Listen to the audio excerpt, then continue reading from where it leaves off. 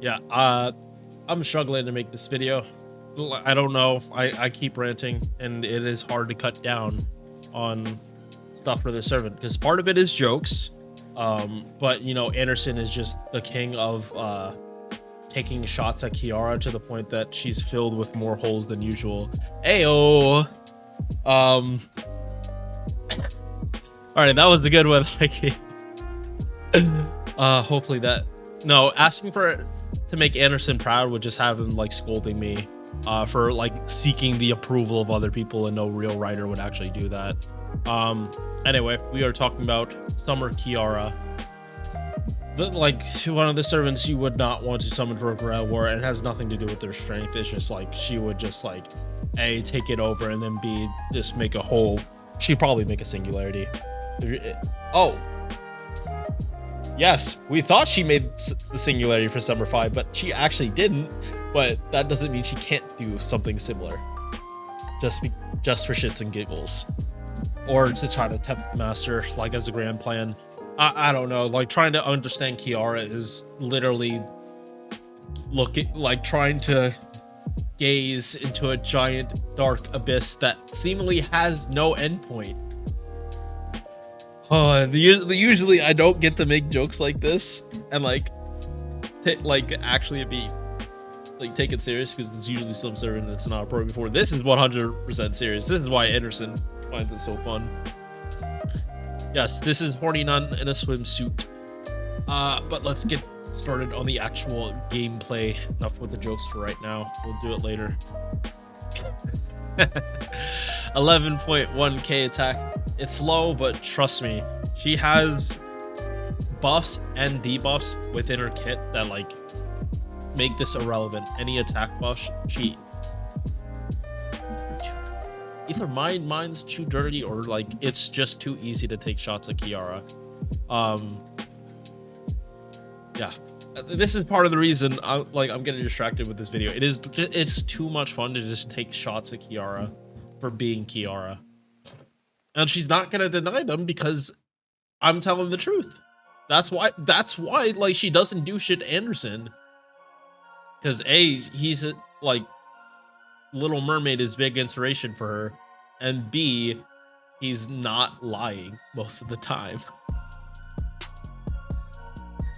Yeah, so attack, it's okay, don't worry about it. HP very high, and this is what you'd care more about.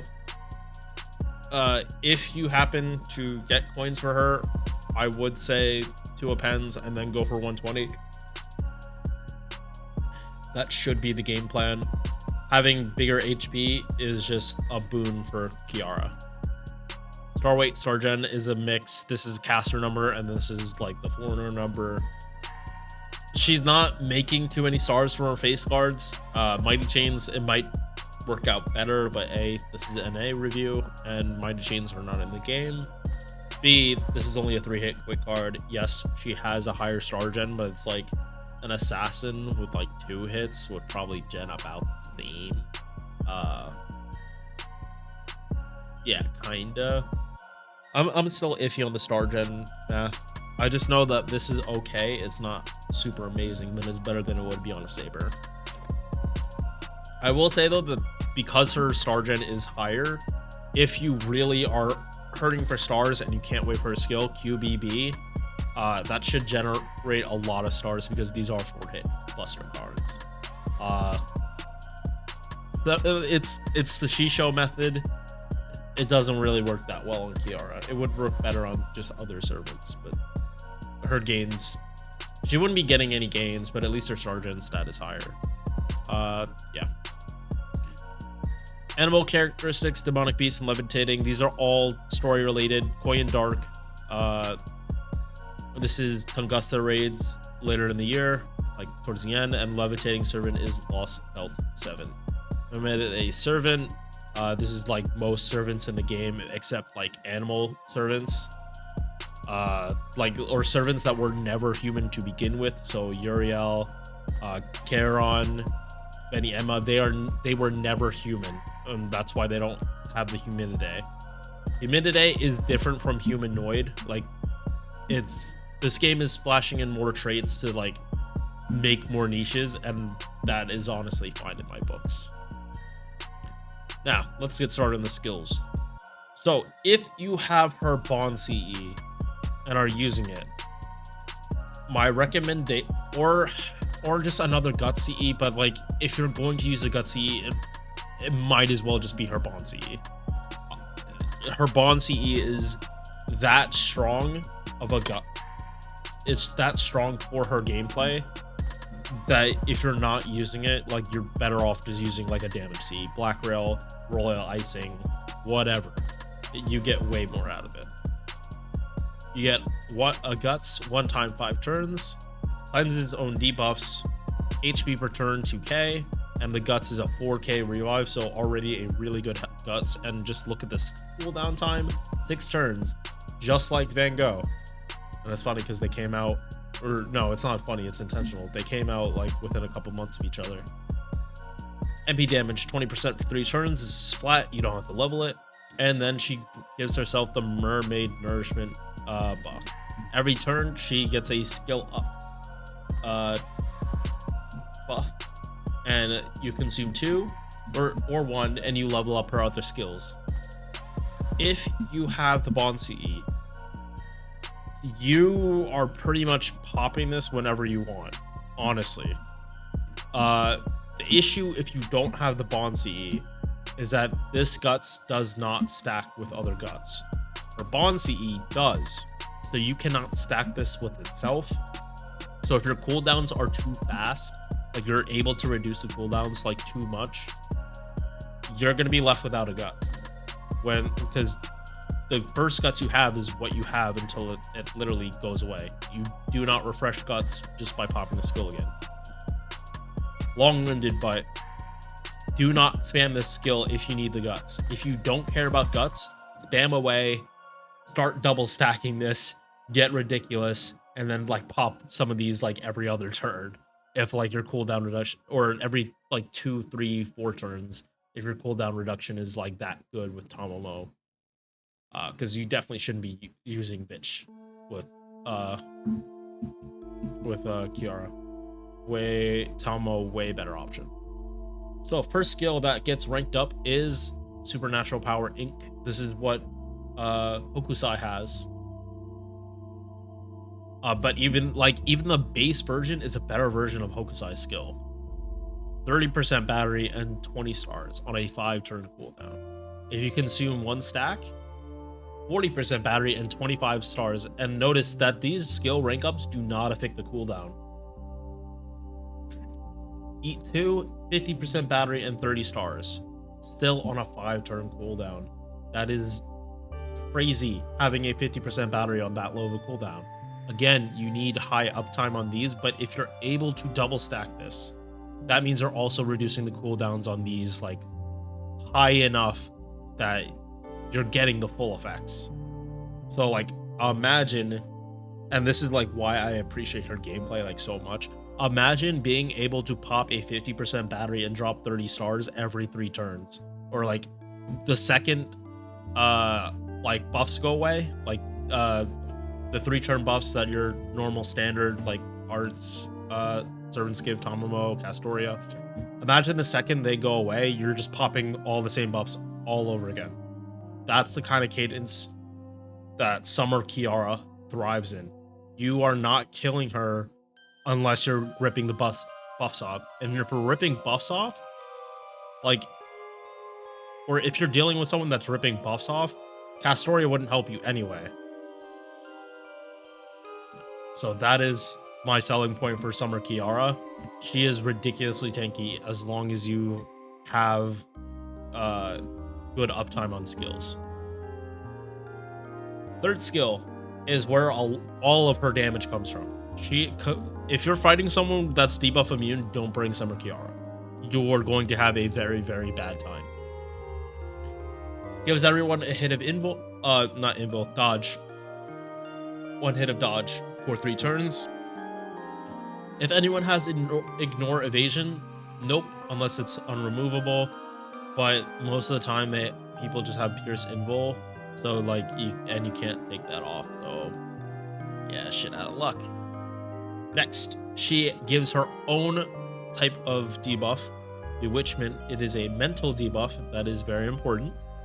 Lasts for 3 turns and reduces their crit attack chance. Reduces their defense by 20% and reduces their art performance by 20%. 3 turns. Arts buff is not scaling, it is static. Defense scales. Like everything about this skill is just scaling the defense and the cooldown, which again, Art Servant, I know Buster Servants really want like max skills so they can double stack. Art Servants want max skills so Tommo cooldown reduction like gets them popping, like having constant uptime. If you consume a stack, you get 2 stacks of Bewitchment. Defense goes up 25% and Arts Res down goes up to 25% as well. And consume 2 stacks. You get 3 stacks of Bewitchment. Their defense down goes to 30% and their Arts Res down is 30% as well. So, not the best farmer. She does not carry buffs with her. She slams people with debuffs. By itself, that is not the best philosophy for a farmer, because they need to be able to clear through the waves, not just hit the like enemy really hard. Again, this is why like you should not be using bitch with her. Like, I don't know why you would, besides trying to like brute force a farm, but you are much better off using anyone else. Even if you're not bringing Tommo, just bring an Alice Mystic Code, and that should be good enough to at least get 1 turn of like good uptime on double popping. Passive skills. This is why I said her having a low attack is a non-issue. She has a permanent 12% arts buff, a permanent 12% MP damage, 2% crit, 2% insta-kill resist, 2% mental debuff, and 14% defense against humanoid enemies. She flat out has 14 defense against every servant in the game except 5. Another reason she is super tanky. In challenge quests, you're pretty much only fighting servants, so unless you're fighting those 5 servants, you get defense. The level of like Eye of Mine True, like at a C or D rank, I believe. Like the defense from that, except it doesn't have a cooldown duration. She just has it the entire time. These beast skills really do get like nutty with like how stacked they make them. Append skills. Mana loading if you want to do farming or just start faster. And then append skill maxes. This just has her being a boss killing servant even better. Although, since you want to do Tommo, since I personally think Tommo cooldown reduction is like the best way to be using Kiara, you're probably not hitting the extra attack that much, but it's always better to have it and do massive damage than not have it and just like have terrible refund. If you had to put a bullet to my head, I would say mana loading and then go like, and then just settle with that. Maybe like bond rail until you get enough coins for an append or something. But yeah, these 2 are important. But if you happen to get MB2, go start working towards 120 after that. Trust me, Kiara functions way better if her stats are more juiced. Extra attack booses up her stats a lot. And then this third append is like caster, it's whatever. It's Anderson. She has that because of Anderson. Okay, so the overcharge is insta-kill. I almost never worry about that. I think this is only procced like once in a challenge quest, and I was laughing my ass off that it actually procced. It can happen, it's just so unlikely, it's not even funny. The note here is for if you're using the show you a high school uniform, which is what we got for 7th anniversary. That's the costume.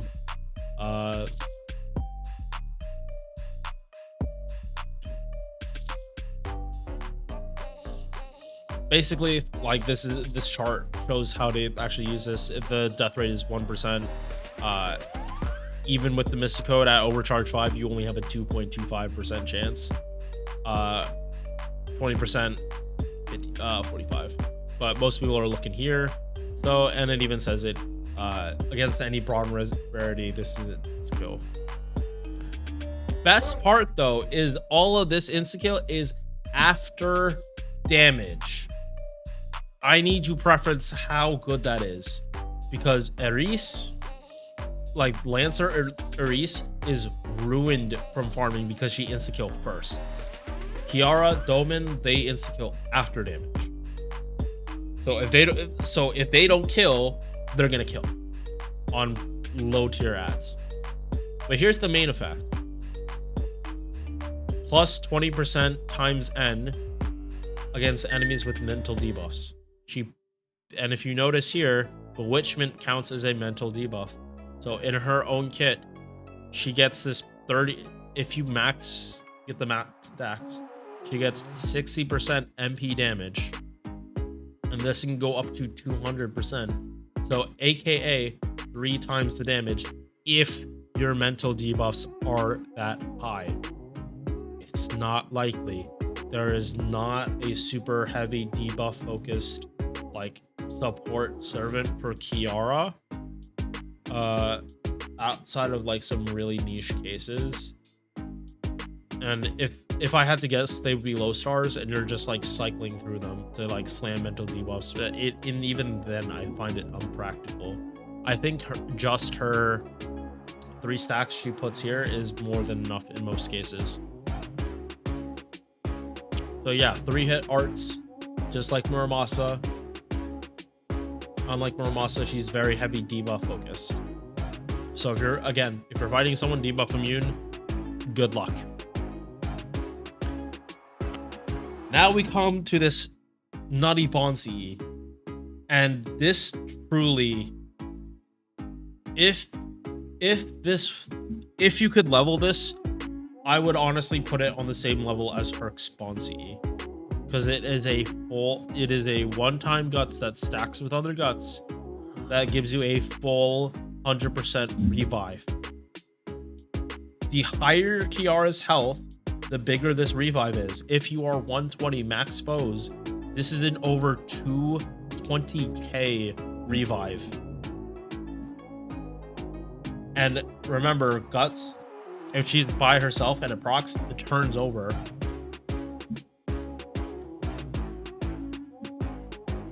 This is so good. It really sucks that Bonsi's are stuck to being level 100, because this is definitely a Bonsi that if I bring Kiara to a challenge quest, I will not take off. I don't care about the extra damage. I want to make sure I don't die. And like in more stally situations. And like in challenge quests where I'm like, my account's cracked, I don't need to go slow. Obviously, I'm going to put Black Roll on. I'm going to put Royal Icing on. I'm going to put the event CE that gives 200% extra damage. Looking at you, Arcade Collab. Like, letting Tiamat get power bonus along with that, which is so dumb. But yeah, it also has the effect of decrease max HP of all allied units by 1,000 as long as she's on the field. I forget if this, I don't even know if this works on, if this affects her or not. And even if it does, like, it's 1,000 out of like 20,000. So not a non-issue at that point. Just follow her up and then you don't even notice it. Like regular foe. No, I'm not talking gold foe. So yes, this is Summer Kiara. This is the unit I have a lot of experience using for challenge quests. This is my go-to. This is the one I trust. I can either first try it or like just reset bad RNG or me being stupid. Usually her Tamamo Castoria like takes care of everything. Should you summon for her? No, no, no, no. We are way too close.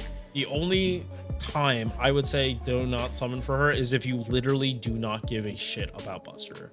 You don't care about Mellison. You don't care about Morgan. You don't care about Vitch. Not caring about Vitch is a different story than the other two, because I feel even if you don't like Buster, like